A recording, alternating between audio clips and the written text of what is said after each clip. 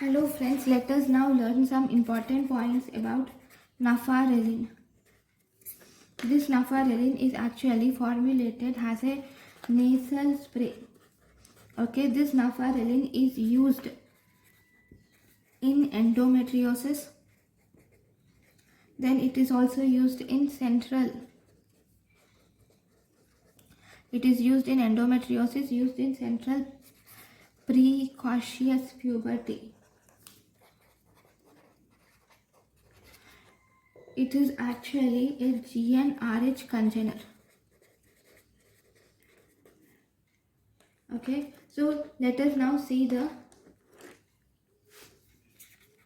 GnRH analog and their roots. Okay, first nafarelin can be used as nasal spray, that is intranasally. Whereas buserelin is also a GnRH analog which is also given as nasal spray. Then the next group of drugs which are GnRH analogs are goserelin and hystrelin. Goserelin and hystrelin, both these are administered as subcutaneous implants. And we have leuprolide.